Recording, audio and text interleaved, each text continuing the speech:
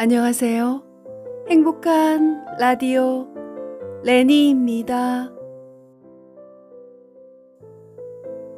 토마스 하디의 테스 2편을 낭독하겠습니다.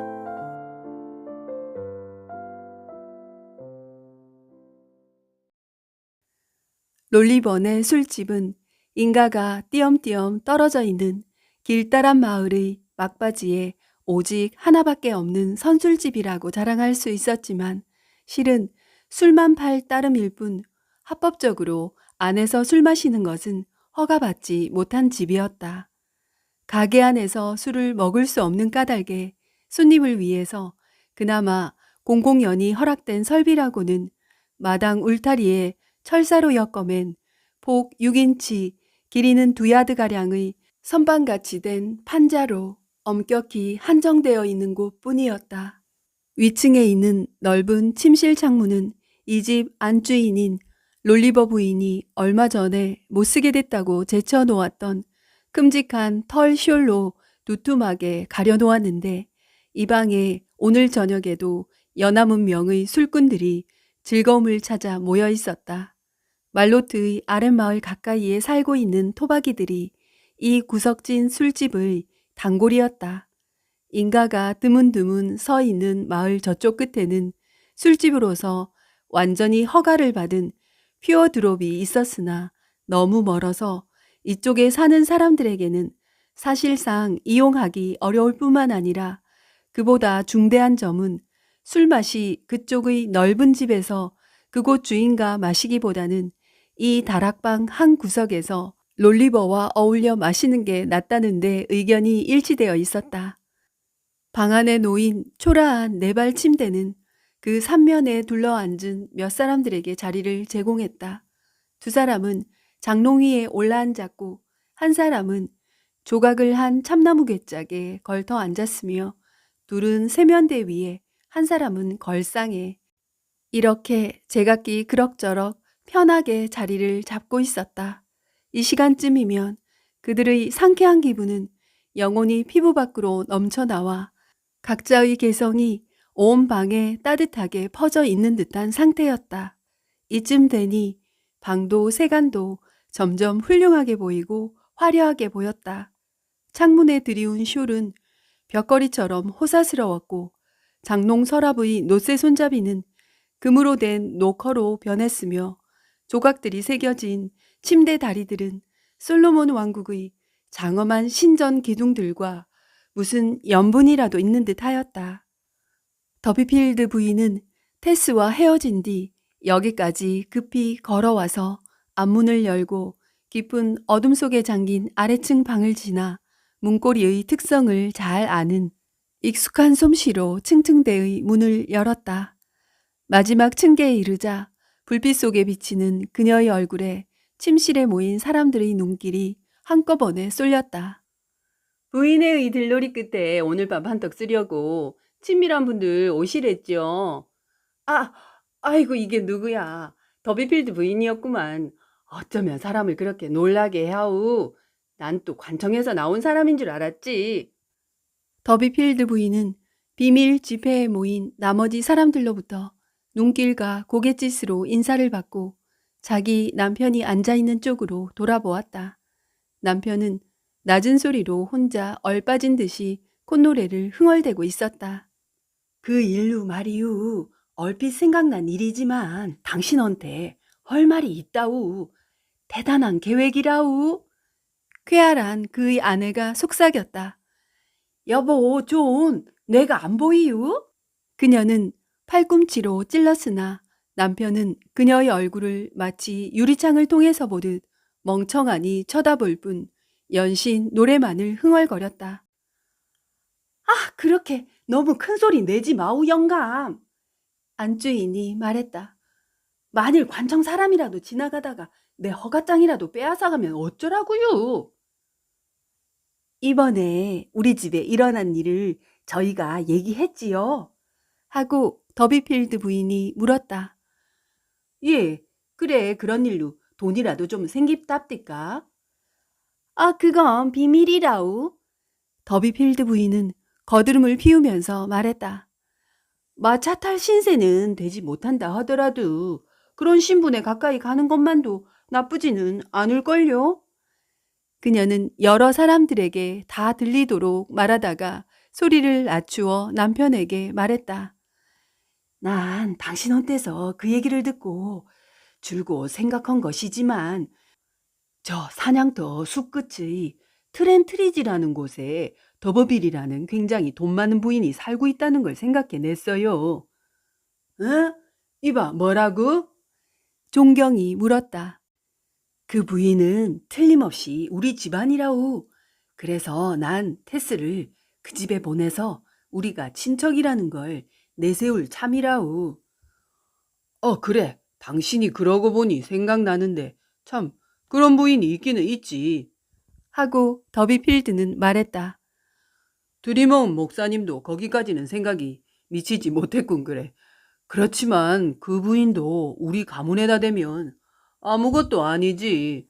아마 노르망 왕조 시절 훨씬 전에 우리 집에서 분가해 나간 집안임이 분명해. 이 문제를 논의하느라고 정신이 팔려서 부부는 꼬마 에이브라함이 어느새 방에 들어와서 어서 집에 돌아가자고 조를 기회를 기다리고 있는 것도 모르고 있었다.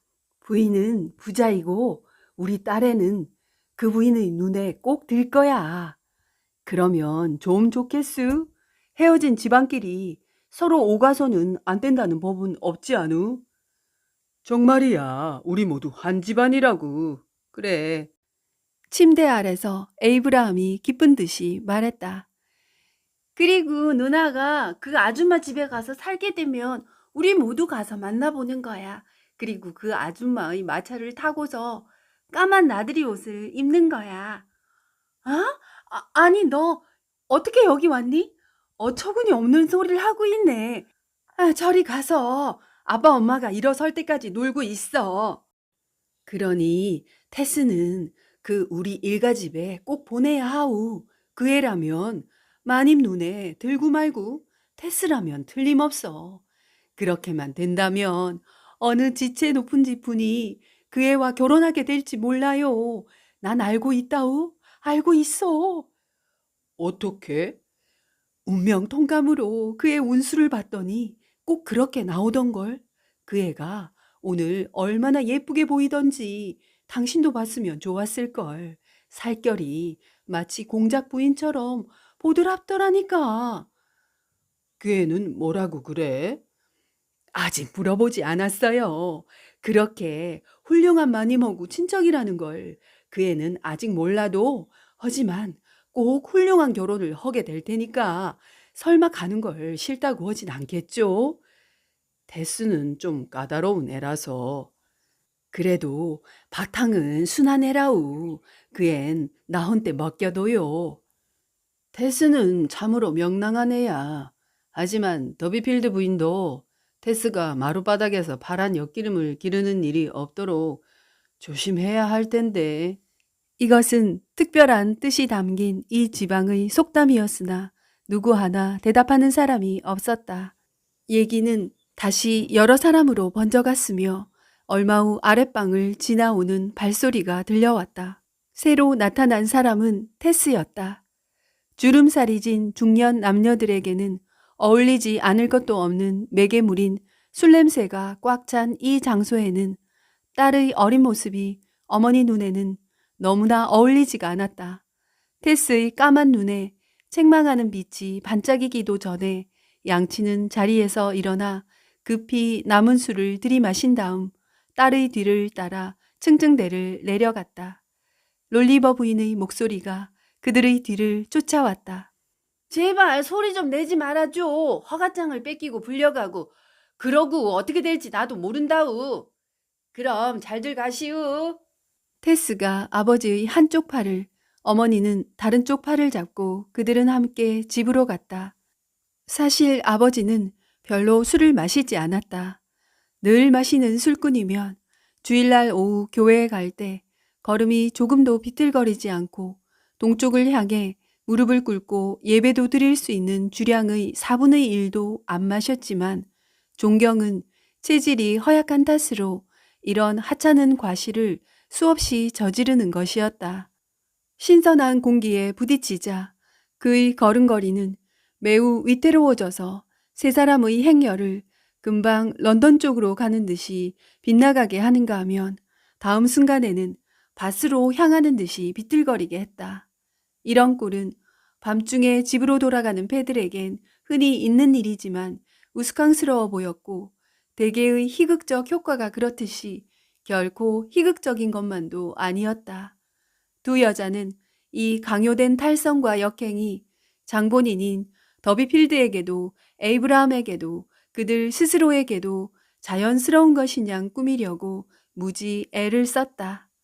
이렇게 그들은 차츰 자기 집으로 접근해 갔는데 더 가까워지자 이 집 가장은 자기 집의 초라한 모습을 보고 용기를 북돋우기나 하려는 듯이 갑자기 또 먼저 부르던 후렴을 외치기 시작했다. 쉬, 주책 떨지 말고 좀 조용히 허우. 당신 집안만 옛날에 훌륭하였던 것이 아니잖수. 앵크텔 집안이나 호시 집안, 트링엄네 집안도 다 그렇다우. 당신네 집안처럼 다들 망했지만 말이지. 그야 그들보다 당신 가문이 더 훌륭했던 건 사실이지만 난 지체 높은 집에서 태어나지 않았으니 덕분에 못 살아도 부끄러워할 필요가 없다우. 그렇지도 않을걸. 당신 성품으로 봐서 당신 집안에선 옛날에 왕도 왕비도 많이 나왔을 거야. 다만 우리들보다 더 형편없이 망해져 버린 거지만 말이야. 테스는 조상에 대한 생각보다 현재 자기가 더 염려하고 있는 이야기를 꺼내어 화제를 돌렸다. 아버진 내일 아침 벌통을 갖고 길 떠나시기는 어렵겠어요. 나 말이야. 한두 시간 지나면 거뜬해질 거다. 하고 더비필드는 말했다. 11시가 지나서야 더비필드 가족들은 잠자리에 들었고 토요일 날 장이 열리기 전에 캐스터 브릿지 소매상에 벌통을 배달하려면 늦어도 이튿날 새벽 2시엔 떠나야만 했다. 길은 20마일에서 30마일쯤이나 되는 데다가 말도 집마차도 더할 수 없이 느렸다. 1시 반이 되자 더비필드 부인이 테스와 동생들이 함께 자고 있는 커다란 침실로 들어왔다. 가엾게도 아버지는 못 가신단다. 어머니는 딸에게 말하였다. 딸의 커다란 눈은 어머니의 손이 방문에 닿을 때부터 떠져 있었다. 그럼 누구든지 가야지요. 벌통은 벌써 철이 늦었지요. 올해 통 가르기도 곧 끝날 테고 다음 주 장날까지 늦추다가는 살 사람도 없어져 결국은 처분도 못하고 말아요. 하고 그녀는 대답했다. 더비필드 부인은 다급해진 일을 감당 못하는 듯이 보였다. 혹시 누구 젊은 사람이 안 가줄까? 어제 너하고 퍽 춤추고 싶어 하던 젊은이 중에서 말이다. 아니 안 돼요. 난 세상 없어도 그렇게 하긴 싫어요. 테스는 당당한 말투로 분명히 말했다. 그런 일을 하면 세상 사람들이 왜 아버지가 못 가시게 됐는지 알아버리잖아요. 에이브라함이 같이 가준다면 나라도 갈 수 있을 것 같아요. 어머니도 이 생각에 결국 찬성하였다. 어린 에이브라함은 같은 방 한 구석에서 세상 모르게 자다가 깨워져서 아직도 꿈나라에 잠긴 채 입혀주는 옷을 입었다. 그러는 동안 테스는 분주히 옷을 입고 둘은 초롱불을 들고 마구간으로 갔다. 삐걱거리는 조그만 집마차에는 이미 짐이 실려 있었다. 테스는 마차보다 별로 나을 것이 없이 비틀비틀하는 프린스라는 말을 끌어냈다. 가엾은 짐승은 아니 이 아닌 밤중에 모든 살아있는 생물들이 제 집에서 편히 쉬게 되어 있는 이 시간에 자기만 밖에 나가서 일을 하여야 된다는 사실을 믿지 못하겠다는 듯이 어둠 속과 초롱과 두 사람을 둘러보았다. 둘은 초롱 속에 타다 남은 초토막을 여러 개 집어넣고는 그것을 짐 바깥쪽에 걸고 말을 몰았다. 처음 오르막길을 올라가는 동안에는 기운 없는 동물을 너무 힘들게 해서는 안 되겠다 싶어 둘은 말 어깨 옆에 붙어서 걸어갔다. 되도록 기분을 내느라고 초롱불 아래서 버터 바른 빵을 먹기도 하고 이야기를 주고받기도 하면서 일부러 상쾌한 아침 기분을 내려고 했지만 진짜 아침은 아직도 오려면 까마득하였다. 에이브라함은 좀 더 잠이 깨자 하늘을 배경으로 하여 온갖 어두운 물체가 이루는 괴상한 형상에 대해서 얘기하기 시작했다. 이 나무는 성난 호랑이가 굴 속에서 튀어나오는 것 같다든가 저것은 거인의 머리를 닮았다든가 하면서 두툼한 다갈색 지붕 아래 묵묵히 꿈을 엮고 있는 스토어 캐슬이라는 작은 거리를 지나자 다소 지형이 높은 곳에 다다랐다. 빌베로우라고 부르는 산이 동쪽으로 물없는 도랑에 둘러싸여 하늘 높이 솟아 있었다. 긴 길은 이 부근에서부터 한참 동안 천천히 기울어져 내려갔다. 그들은 집마차 앞에 올라타고 있었고 에이브라함은 무언가 골똘히 생각하고 있었다. 테스 누나, 왜 그래, 에이브라함? 우리 집 지체가 높아진 게 누난 기쁘지 않아? 별로 기쁠 것도 없다? 그래도 신사하고 결혼하게 될 테니 좋겠지 뭐. 뭐라고? 우리 일가에 굉장한 집안이 있는데 누날 그 집 신사한테 시집 보낸다던데.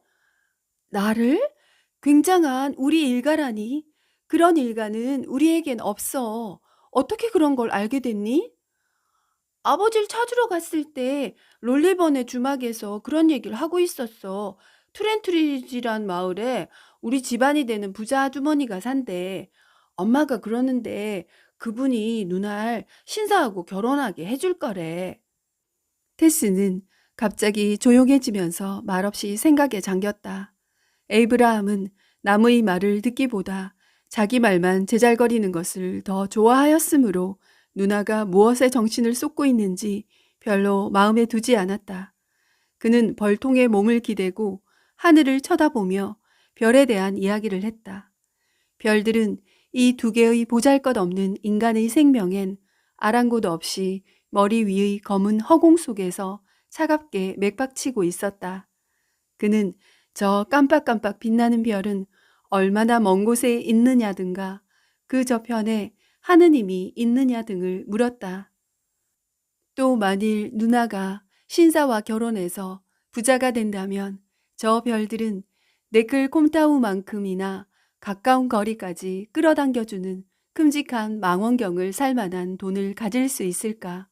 온 집안 사람 머릿속에 가득 차버린 듯한 이 이야기가 다시금 나왔으므로 테스는 견딜 수가 없어졌다. 그런 소린 이제 그만둬. 별들도 세계가 있다고 그랬지 누나. 그래, 모두 우리들이 사는 세계와 같아? 건 모르지만 아마 그럴 거야. 가끔 별은 우리 집 사과나무에 달려있는 사과와 비슷하게 보일 적이 있지. 거의가 싱싱하고 허물이 없어. 간혹 가다가 벌레 먹은 것도 있긴 하지만 우리들은 어느 쪽에 살고 있지? 싱싱한 거야? 벌레 먹은 거야? 벌레 먹은 쪽이지. 그렇게 싱싱한 별이 많은데 그런 걸 고르지 못한 건 매우 운이 나쁘구나. 그래. 정말 그래, 테스 누나? 이 신기한 얘기를 다시 생각해보고 무척이나 생각이 깊어진 에이브라함은 누나를 돌아보면서 말했다. 만일 우리들이 싱싱한 놈을 골랐더라면 어떻게 되었을까? 글쎄, 아버지는 저렇게 기침을 하지 않으실 게고 이번 장에 못 가실 만큼 술에 취하지도 않으셨을 거야. 그리고 어머니도 늘 빨래만 하셔도 다 해내지 못하는 그런 일도 없을 거야. 그리고 누나는 처음부터 부잣집 아가씨가 되어 있어서 신사한테 시집을 가야 부자가 되는 일도 없을 거고. 그만둬라 해. 제발 그런 소린 이제 하지 마라. 혼자 생각에 잠기게 된 에이브라함은 곧 졸기 시작하였다. 테스는 말을 다루는데 익숙하지 못했으나 잠시 동안 혼자 말 모는 일을 맡아야겠다고 생각하고 에이브라함이 자고 싶다면 재우기로 했다. 동생이 떨어지지 않도록 벌통 앞에 둥우리 같은 자리를 만들어준 그녀는 고삐를 두 손에 쥐고 전과 같이 터벅터벅 말을 몰아갔다. 프린스는 쓸데없는 동작을 할 만한 힘이 없었으므로 별로 주의할 필요가 없었다. 이제 정신을 팔 말동무도 없게 된 테스는 벌통에 등을 기대고 전보다 더 깊은 생각에 잠겼다. 나무와 울타리의 소리 없는 행렬은 이 세상 것이 아닌 환상적인 광경으로 다가왔고, 때로 일어나는 바람은 공간적으로는 우주와 시간적으로는 역사와 서로 통하는 무언가 거대하고 슬픈 영혼의 탄식 같았다. 자기의 생활 속에 일어난 착잡한 일들을 생각해 보니 아버지가 자랑하는 모든 일이 얼마나 허황된 것인가를 알 수 있을 것 같았고, 어머니가 공상하고 있는 자기의 청혼자라는 신사의 얼굴도 보이는 듯 하였다. 그는 테스의 빈곤이나 수의를 입은 기사인 조상을 비웃는 오만한 얼굴의 사나이로 떠올랐다. 모든 것이 점점 더 어처구니 없어져서 그녀는 이제 시간이 어떻게 흐르고 있는지 알 수 없게 되었다. 느닷없는 충격이 테스가 앉은 자리를 뒤흔드는 바람에 어느새 깜빡 잠들어 있던 그녀는 번쩍 눈을 떴다. 그녀가 잠에 빠진 지점보다 훨씬 멀리 떨어진 곳에 와 있었고 마차는 멈춰 서 있었다. 생전 처음 듣는 텅 빈 헛기침 같은 소리가 앞쪽에서 들린 데 이어 누군가의 아 이봐 하는 고함 소리가 들렸다. 마차 옆에 걸렸던 초롱불은 꺼지고 그보다 훨씬 밝은 다른 초롱불이 그녀의 얼굴을 비추고 있었다. 마구가 길을 막고 있는 무엇인가에 얽혀 있었다. 놀라서 마차에서 뛰어내린 테스는 무서운 사실을 발견했다. 신음소리는 아버지의 가엾은 말인 프린스가 내는 것이었다. 두 바퀴가 달린 아침 우편마차가 여느 때와 마찬가지로 소리 없이 화살처럼 이 오솔길을 달려오다가 불도 없이 느릿느릿 오고 있던 테스의 집마차에 부딪혀 버린 것이었다. 뾰족이 나온 우편마차의 수레끝이 불행한 프린스의 가슴에 칼처럼 꽂혔고 생명의 피가 상처에서 뿜어나와 길 위로 쏟아지고 있었다. 절망에 빠진 테스는 앞으로 뛰쳐나가 상처 구멍을 손으로 막았으나 얼굴에서 치마까지 붉은 피가 튀었을 뿐이었다. 그녀는 어찌할 바를 모르고 우두커니 바라보고 서 있다가 갑자기 땅에 쓰러지고 말았다. 이때에야 우편마차의 마부도 테스 곁에 와서 함께 아직 따뜻한 프린스의 몸뚱이를 끌어당겨 마구를 풀기 시작하였다. 그러나 이미 말은 죽었고 더 이상 어떻게 손을 쓸 수도 없음을 안 우편마차의 마부는 상처를 입지 않은 자기 말 쪽으로 돌아갔다. 내가 길을 반대쪽으로 돌아왔어. 하고 그는 말했다. 그는 마차에 올라타고 급히 달려갔다. 테스는 우두커니 서서 기다렸다. 공기가 뿌얘지고 새들은 울타리 속에서 몸을 털고 일어나 제잘거렸다. 희끄무레하게 멀리까지 좁은 길이 보였다. 그 길보다 더욱 창백한 테스의 얼굴이 드러났다. 눈앞의 커다란 피 웅덩이는 벌써 무지갯빛으로 엉기고 해가 떠오르자 프리즘 같은 무수한 색채가 영롱하게 반사됐다. 눈을 반쯤 뜬 프린스는 꼿꼿해진 채 한 옆에 조용히 누워 있었다. 가슴의 상처구멍은 프린스에게 여태까지 생명을 준 것을 다 쏟아버린 구멍치고는 퍽 작았다. 모두 내가 저질러 놓은 일이야. 모두. 시리에 찬 테스는 이 광경을 응시하면서 울부짖었다. 변명이 있을 수가 없어. 아무것도. 이제 아버지와 어머니는 무엇으로 살아가실지. 애비야, 애비. 그녀는 이 참사가 일어나는 동안 내내 깊은 잠에 빠져있는 동생을 흔들어 깨웠다. 이젠 짐을 가지고 갈 수가 없게 됐어. 프린스가 죽었어. 에이브라함이 모든 것을 깨달았을 때 그의 어린 얼굴에는 50살이나 된 사람 같은 주름살이 잡혔다. 아, 어저께만 하더라도 난 춤추고 웃고 하였는데 정말 어쩌면 나는 이렇게도 바보일까? 그건 우리들이 벌레 먹은 별에서 살고 있어서 그런가 보지? 싱싱한 별에서 살고 있지 않아서 그런 거 아니야? 응, 테스 누나.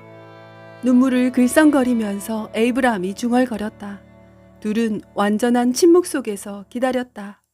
그동안이 끝없이 길게 여겨졌다.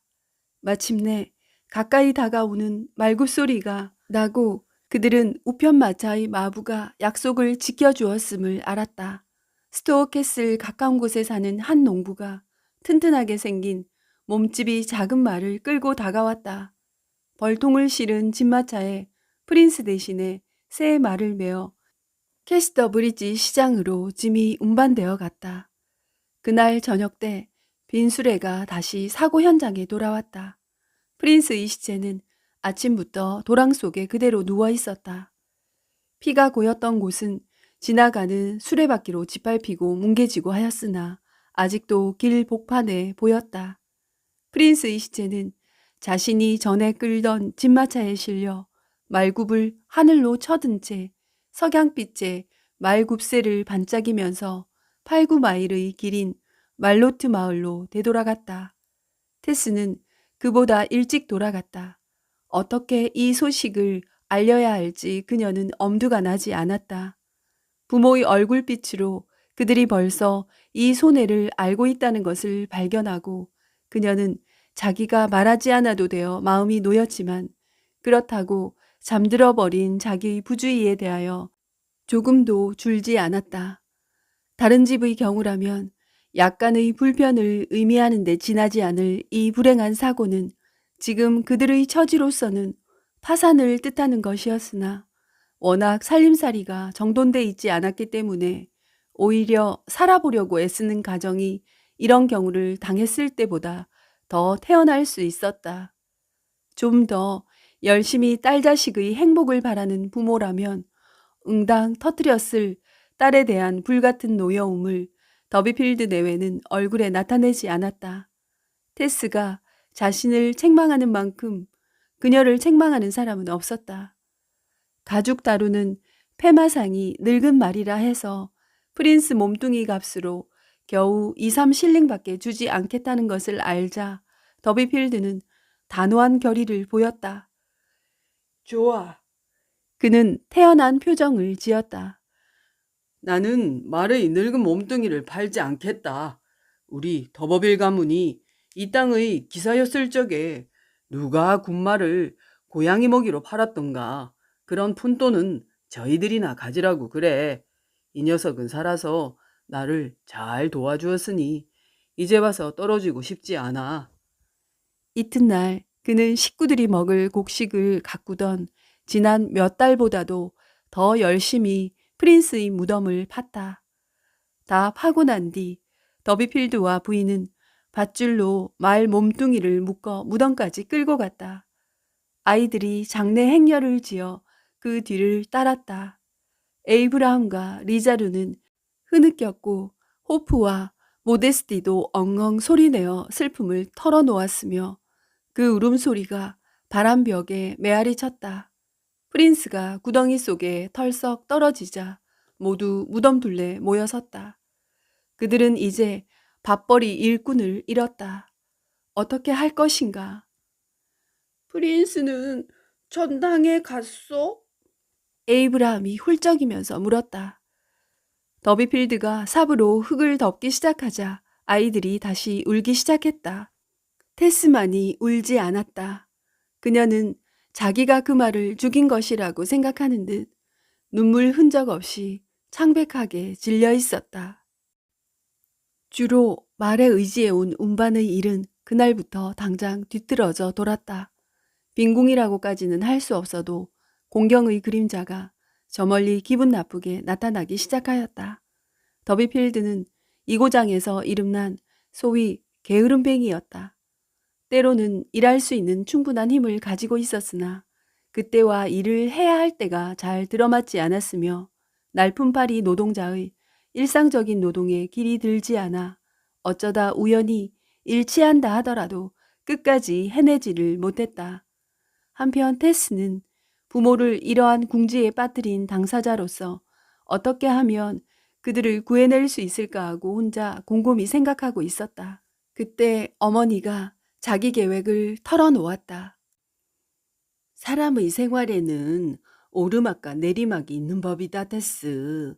그리고 너의 고귀한 혈통도 안성맞춤으로 이 좋은 데에 알게 되었구나. 친척을 만나볼 때는 바로 지금이야.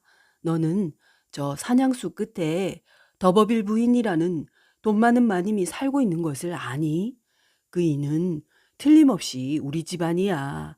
너는 거기 찾아가서 친척이라고 밝히고 우리 집 사정이 어려우니 도와달라고 청을 해보는 거다.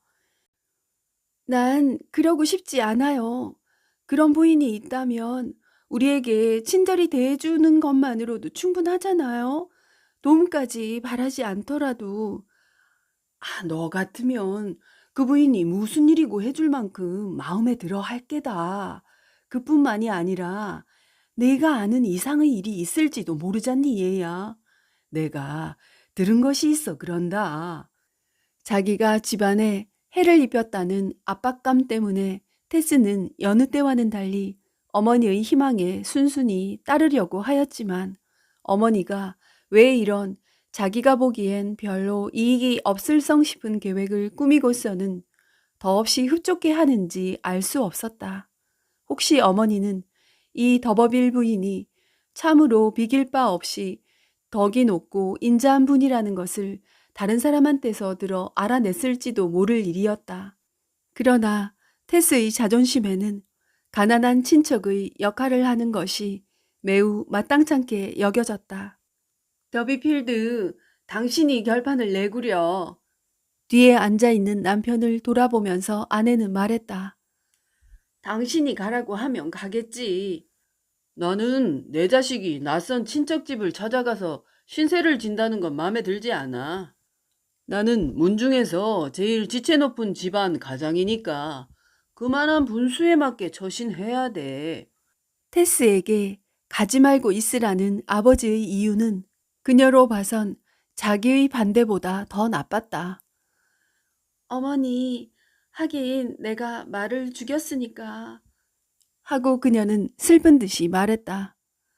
내가 무엇이든 해야겠다고 생각은 하고 있어요. 그분이 저를 결혼시켜 준다느니 하는 생각일랑 아예 하지도 마세요. 어리석은 일이에요. 옳은 말이다, 테스. 아버지가 점잖게 말했다. 내가 그런 생각을 한다고 누가 그러든? 하고 어머니가 물었다. 내 짐작이에요. 어머니가 혹 그런 생각을 하시잖나 하고. 하지만 가보겠어요. 이튿날 아침 일찍 일어나 그녀는 샤스톤이라는 언덕 위 마을까지 걸어가서 한 주일에 2번 샤스톤에서 체이스버러까지 다니는 포장마차를 탔다.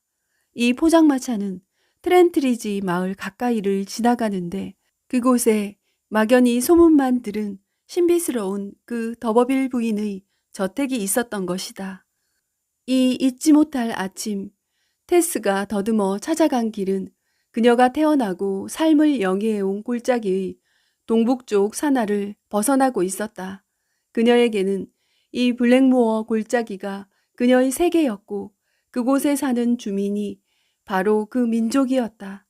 그녀는 세상이 모두 이상하게 보이던 어린 시절 말로트 마을의 대문 앞에서나 층층대에서 온 골짜기를 남김없이 내려다보곤 하였는데 그 시절에 신비로웠던 것은 지금도 그때 못지않게 환상을 자아내고 있었다.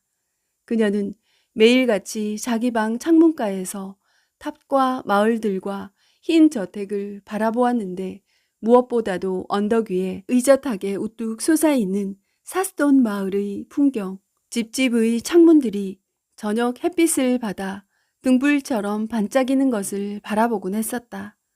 그러나 그 마을에 가본 적은 없었으며 분지와 그 주변조차도 그녀가 자세히 아는 것은 좁은 부분에 지나지 않았다. 하물며 이 골짜기를 멀리 떠난 적은 한 번도 없었다. 사방을 둘러싼 산들의 윤곽이라면 친척들의 얼굴 윤곽만큼 그녀에게는 친밀했지만 그 너머에 있는 것들에 대해선 지금부터 1, 2년 전에 우등으로 졸업한 마을 학교에서 배운 것으로 판단하는 수밖에 없었다. 그러한 어린 시절 그녀는 같은 나이 또래의 계집애들한테서 여간 사랑을 받지 않았었다. 테스는 그때 나란히 학교에서 집으로 돌아가는 같은 또래의 새 동무 가운데 늘 마을 사람의 눈에 띄었다. 고운 바둑판 무늬가 분홍빛으로 새겨진 앞치마를 걸치고 긴 줄기 같은 다리로 걸어 다녔는데 꼭 끼는 양말은 길바닥이나 둑 위에서 풀이나 돌멩이를 찾느라고 무릎을 꿇는 바람에 닳아서 무릎에 사닥다리 모양의 조그만 구멍이 나 있었다. 양쪽에 선 두 소녀는 테스의 허리에 팔을 감고 테스는 잘기를 끼고 있는 두 동무의 어깨에 팔을 얹고 다녔다. 테스는 점점 자라나면서 집안 사정을 알게 되자 아이들을 돌보고 먹이는 일이 여간 괴로운 일이 아닌데도 어머니가 생각 없이 그 많은 자기의 동생들을 낳은 데 대하여 매우 멜더스적인 생각을 품었다. 그러나 어머니의 지각은 천진난만한 어린아이 정도였다. 더비필드 부인은 하느님의 섭리에 따라 줄줄이 태어난 가족들 가운데 하나 더 보태진 어린아이에 지나지 않았으며 그 중에서도 결코 연장자는 못 되었다. 하지만 테스는 어린 동생들을 도우려고 학교를 졸업하자 곧 이웃 농가에 가서 건초를 만들거나 추수일을 거들어주곤 했다. 또 우유 짜는 일이나 버터 만드는 일을 즐겨서 거들었는데 이런 것은 아버지가 암소를 기를 때 배워두었던 일로 워낙 손이 민첩해서 썩 잘 해냈다. 집안의 무거운 짐이 나날이 테스의 두 어깨에 얹혀지는 듯이 보였으니 테스가 더비필드 집안의 대표로서 더버빌 저택에 가야 한다는 것은 당연한 일이었다. 이 경우 더비필드 내 집으로서는 그들의 가장 아름다운 면을 밖으로 드러내고 있다는 것을 인정하지 않을 수 없다. 그녀는 트렌트리지 내거리에서 마차를 내려 보통 체이스라고 부르는 곳을 향해 언덕을 걸어 올라갔다. 그녀가 들은 바로는 이 체이스 기슭에 더버빌 부인의 영지인 슬로프 저택이 있을 것이었다. 보통 말하는 장원의 저택에는 밭이랑 목장이 딸려 있고 지주자신과 가족의 생활을 위해 어떤 수단으로든 착취하기 때문에 항상 투덜거리기만 하는 소장농이 있는데 이 저택만은 달랐다. 이 저택은 오히려 순수하고 단순한 생활을 즐기기 위해서 지은 별장에 훨씬 더 가까웠으며 지주에게 필요한 땅 외에는 귀찮은 땅이 한 에이커도 없었다. 주인은 심심풀이로 하는 조그마한 농장을 갖고 있었으나 관리인이 돌보고 있었다. 처마 끝까지 울창한 상록수가 가린 붉은 벽돌로 된 문지기 집이 먼저 눈에 띄었다.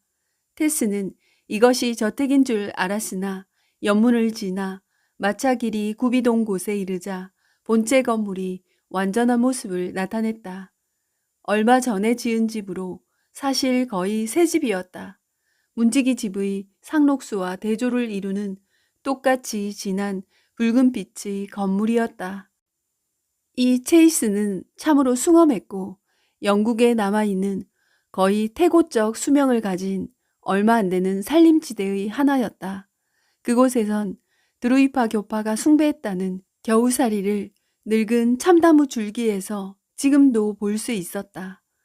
이 아늑한 영지 안에 있는 것은 모두가 맑고 풍요하고 손질이 잘 되어 있었다. 몇 에이커나 되는 온실이 경사지를 따라 언덕 아래 관목수까지 뻗치고 있었다. 모든 것이 방금 조폐국에서 만들어낸 새 동전 같아 보였다. 오스트리아 소나무와 상록의 참나무로 반쯤 가려진 마구간은 최신 기구를 다 갖추고 있었으며 교회의 본당만큼이나 위엄이 있어 보였다. 널따란 잔디밭에는 장식을 한 천막을 쳐놓았는데 그 입구는 테스를 향하여 열려 있었다. 순진한 테스는 자갈이 깔린 마찻길 한쪽가에 거의 얼빠진 듯이 선 채 바라보았다. 그녀는 여기까지 발길이 가는 대로 자기가 어디에 왔는지도 깨닫지 못한 채 무심히 걸어온 것이었는데 와서 보니 모든 것이 그녀가 생각했던 것과는 아주 딴판이었다. 우리 가문은 매우 오래되었었다고 생각했는데 여긴 아주 새 집이잖아. 하고 테스는 소녀답게 꾸밈없이 중얼거렸다. 그녀는 친척이라고 주장해보라고 하던 어머니의 계획에 선뜻 따르지 말고 집 근처에서 도움을 얻도록 애썼더라면 좋았을 것이라고 생각했다. 이 모든 것을 소유하고 있는 더버빌레는 처음에는 스토크 더버빌을 자칭했었지만 영국의 고풍에 젖은 이 지방에서는 좀처럼 찾아보기 힘든 색다른 집안이었다. 휘청거리며 걷는 존 더비필드가 이고장에 남아있는 옛 더버빌 집안의 단 하나의 진짜 직계자손이라고 한 트링엄 목사의 말은 옳았다. 그때 목사는 스토커 더버빌레가 존과 같이 정통을 이은 더버빌 집안이 아니라는 사실을 덧붙여 말해주었어야 했다. 얼마 전에 죽은 시몬 스토크 노인은 북부 영국에서 착실한 장사꾼으로 대금업자였다는 말도 있다. 재산을 모은 후 자기가 장사하던 지방과는 멀리 떨어져 있는 영국 남부의 한 시골 사람으로 영주하려고 작정하였다. 이렇게 하는 데 있어서 그는 한때 아주 빈틈없는 장사꾼이었던 자기의 본색이 얼른 드러나지 않을 만한, 그리고 또 본래 있던 멋없고 뚝뚝한 성보다는 덜 평범한 성을 가지고 재출발할 필요가 있다고 생각하였다.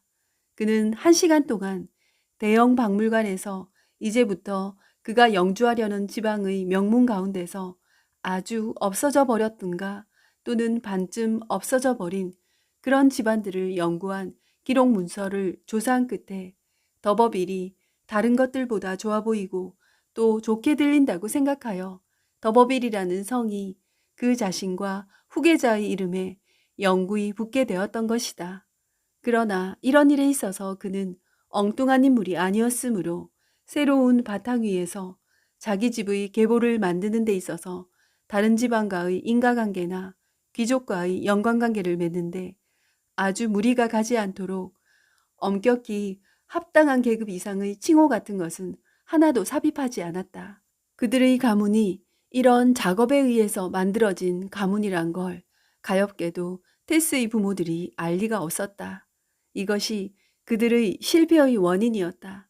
사실 이렇게 성을 뜯어 만들 수 있는 것조차 그들은 전혀 몰랐다. 잘 산다는 것은 운명의 혜택일지 몰라도 집안의 성은 태어날 때부터 정해져 있는 것이라고 생각했던 것이다. 테스는 수영하려는 사람이 물로 뛰어들기 전에 주춤거리는 것처럼 물러날까 그대로 버틸까를 결심하지 못하고 주저하면서 서 있었다. 그때 사람의 그림자가 천막에서 나왔다.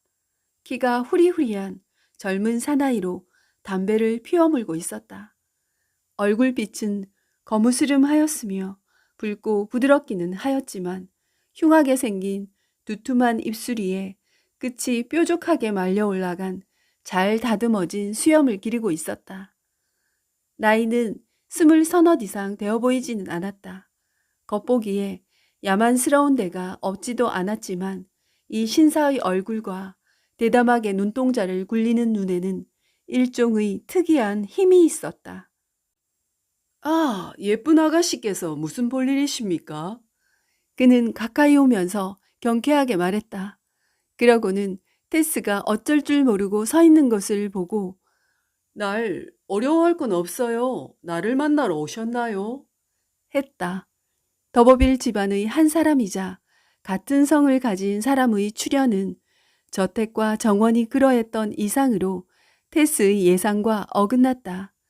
그녀가 꿈에 그리고 있던 것은 더버빌 집안의 용모적인 특징을 모조리 순화시킨 것 같은 늙고 위험 있는 얼굴, 온갖 추억을 구상화한 듯 주름이 잡히고 몇 세기에 걸친 일족의 역사와 영국의 역사가 상형 문자처럼 나타나 있는 그러한 얼굴이었다. 그러나 그녀는 피할 수 없게 용기를 내어 대답했다. 어머님을 뵈러 왔어요. 어머니는 만나시지 못할걸요. 편찮으시니까. 가짜 가문의 현주인은 대답했다. 왜냐하면 그는 최근에 죽은 분의 외아들 알렉이었던 것이다. 내가 용건에 대답할 수 없을까요? 어머니를 무슨 용무로 만나러 오셨지요? 용무가 아니에요. 그건 뭐라고 말하면 좋을까? 놀러 오셨나요? 아니에요. 하지만 제가 말씀을 드리면, 아마도 테스는 자기의 심부름이 매우 우스꽝스럽다는 생각이 새삼스레 강하게 느껴져서 그가 두렵기도 하고 여기 와 있다는 것을 불안스럽게 느꼈음에도 불구하고 장밋빛 입술로 빵긋 미소를 지어 보였다. 이것이 거무잡잡한 알렉산더의 마음을 크게 끌었다. 아주 어처구니 없는 일이에요. 그녀는 말을 더듬거렸다. 괜찮습니다. 나는 어처구니 없는 짓을 좋아하니까 이야기해봐요, 아가씨. 어머니가 가보라고 하셨어요. 그리고 실은 저도 그럴 생각이었지만요. 하지만 이렇게 될 줄은 몰랐어요. 저는 댁과 우리 집이 집안이라는 말씀을 드리러 왔어요. 어허, 가난한 친척이란 말이지. 네, 스토크 집안? 아니요, 더버빌이에요. 아, 참, 더버빌 집안이지. 우리 집은 성이 변해서 더버필드가 되었지만 우리가 더버빌 집안이라는 증거는 여러 가지 있어요. 옛것을 연구하는 분들도 그렇게 말하고요. 그리고 또 우리 집엔 오래된 도장이 하나 있는데 방패 모양의 윤곽 안에 사자가 뒷발로 서 있고 그 위에 성이 그려져 있어요. 또 아주 오래된 은스푼도 하나 있는데 오목한 데가 마치 조그만 국자같이 되어 있고 손잡이에 뛰어오르는 사자 한 마리와 성이 그려져 있어요. 그런데 너무 오래된 것이라서 어머니는 완두수프를 휘젓는데 쓰고 계시지요. 은으로 된 성은 분명히 우리 집 문장의 윗장식이지요. 그리고 사자가 뒷발로 서 있는 것이 문장이고요. 그는 상냥하게 말했다. 그래서 어머니는 댁에 가서 인사를 드려야 한다고 말씀하셨어요. 저희 집에서는 불행한 사고로 말을 잃었고 또 우리 집안 중에서는 제일 오래된 집안이라서 퍽 친절한 어머님이시군요. 그리고 나로서도 어머님이 하신 말을 유감으로 생각지는 않겠는데요. 알렉은 이렇게 말하면서 테스가 살짝 얼굴을 붉힐 만큼 지그시 바라보았다. 그러니까 예쁜 아가씨, 당신은 한 집안으로서 우리 집에 친선 방문차 오신 셈이군. 아, 그런 셈이에요. 테스는 머뭇머뭇 말하고 저택을 둘러보았다. 글쎄, 그거야. 조금도 해로울 건 없지. 댁이 어디지? 아가씨는 뭘 하고? 그녀는 간단히 사정을 이야기했다. 그리고 다시 몇 가지 질문에 대답한 뒤 올 때 타고 온 같은 마차편으로 되돌아갈 것이라고 일렀다. 그 마차가 돌아와서 트렌트리지 내거리를 지나가자면 아직 시간이 있어요. 시간을 보낼 겸 집안을 좀 거닐면 어떨까? 예쁜 아가씨. 테스는 되도록 빨리 이 방문을 끝내고 싶었으나 젊은이가 억지로 권함으로 따라가는데 동의했다. 그는 그녀를 데리고 잔디밭과 화단과 화초용 온실에 들렀다가 거기서 다시 과수원과 과일용 온실로 돌아가서 딸기를 좋아하느냐고 물었다. 네, 딸기철이 되면요. 여긴 벌써 이거 있지. 더버빌은 여러 가지 종류의 딸기를 몸을 구부린 채 그녀를 위해서 따서 뒷손질로 그녀에게 넘겨주었다. 그러다가 영국 여왕종의 특별히 잘 익은 딸기를 따서 꼭지를 쥐고 그녀의 입에 갖다 댔다. 아니에요. 제 손으로 먹겠어요. 그녀는 그의 손과 자기 입술을 손가락으로 막으면서 재빨리 말했다. 못난 소리. 그는 고집했다. 그녀는 약간 난처해하면서도 입을 벌려 그것을 받아 먹었다. 두 사람은 이렇게 할 일 없이 거닐며 얼마 동안 시간을 보냈다. 테스는 더버빌이 권하는 것을 반은 즐겁게, 반은 내키지 않는 마음으로 모두 받아 먹었다. 그녀가 이제 더 이상 딸기를 먹을 수 없게 되자 그는 그녀의 조그만 바구니에 가득 채워주었다. 그리고 그들은 장미나무가 서 있는 곳을 돌아가게 되었는데 거기서 그는 꽃을 꺾어 그녀에게 주며 가슴에 꽂으라고 했다. 그녀는 하라는 대로 했다. 그리하여 가슴에 더 꽂을 수 없게 되자 그는 꽃봉오리 한두 개를 따서 손수 모자에 꽂아주고 호기롭게 인심을 쓰면서 그녀의 바구니에 꽃을 수북하게 담아주었다. 자기 손목시계를 들여다보면서 그가 말했다. 이제 뭘 좀 먹고 나면 떠날 시간이 될 거야. 샤스톤으로 가는 마차를 타려면 말이야. 이리로 와. 먹을 것을 좀 찾아올 테니까. 스토크 더버빌은 그녀를 잔디밭으로 데리고 가서 천막 안에 그녀를 혼자 남겨놓고 나가더니 곧 가벼운 점심 식사를 담은 바구니를 들고 나타나 손수 테스 앞에 펼쳐놓았다. 담배 피워도 괜찮을까? 그럼요, 조금도. 그는 귀엽게 아무 생각 없이 먹고 있는 그녀의 예쁘장한 모습을 천막 안에 퍼지는 담배 연기 사이로 지켜보았다. 테스 더버빌은 자기 가슴의 장미꽃을 천진스럽게 내려다보면서 전혀 예측하지 못한 파란 마약의 안개 같은 연기 뒤에 그녀의 인생에서의 비극적인 위협이 숨겨져 있는 것을 깨닫지 못했다. 그 사건은 무지개처럼 다채로운 그녀의 젊은 인생 속에서 핏빛으로 뚜렷이 나타날 재앙을 가지고 기다리고 있었던 것이다. 그녀가 지닌 특성 중의 하나가 바로 이 자리에서 그녀에게 불리하게 작용했다. 알렉 더버빌의 눈이 저절로 그녀에게서 떨어지지 않는 것도 그 때문이었다. 그것은 풍만한 모습과 무르익은 육체의 완전함이었으며 이 때문에 그녀는 실제 나이 이상으로 성숙하게 보였다. 그녀는 그런 잣대를 어머니한테서 물려받았지만 아직 관능미를 풍길 정도는 아니었다. 그녀의 친구들은 그런 결점은 시간이 흐르면 낫는다고 말했지만 그녀는 이 일을 가지고 이따금 괴로워하곤 했었다. 테스는 곧 점심을 끝마쳤다. 이제 저는 집에 가야겠어요. 그녀는 일어서면서 말했다. 그런데 이름은 뭐라고 하죠? 그는 그녀를 따라 저택이 보이지 않는 찻길까지 나왔을 때 물었다. 말로트 마을의 테스 더버필드예요. 그래, 집에서 말을 잃었단 말이지요. 네, 제가 말을 죽였어요. 그녀는 대답하고 눈물을 글썽거리면서 프린스가 죽은 경위를 이야기했다. 그래서 저는 아버지에게 어떻게 해드려야 할지 모르고 있어요. 나도 무슨 방도가 없나 생각해 봐야겠군. 어머니가 틀림없이 당신에게 무슨 일자리를 하나 주실 거요. 그런데 테스, 더버빌에 대한 쓸데없는 소리는 이제 그만하도록 해요. 더버필드면 그만이요. 아시겠죠? 전혀 다른 성이니까. 저는 그 이상 더 바라지 않아요. 그녀는 약간 위험을 보이면서 말했다. 잠깐 동안 두 사람이 높다란 성나마와 침엽수 사이의 문간체가 아직 보이지 않는 찻길 모퉁이에 이르렀을 때 알렉은 키스라도 하려는 듯이 그녀 쪽으로 얼굴을 기울였다.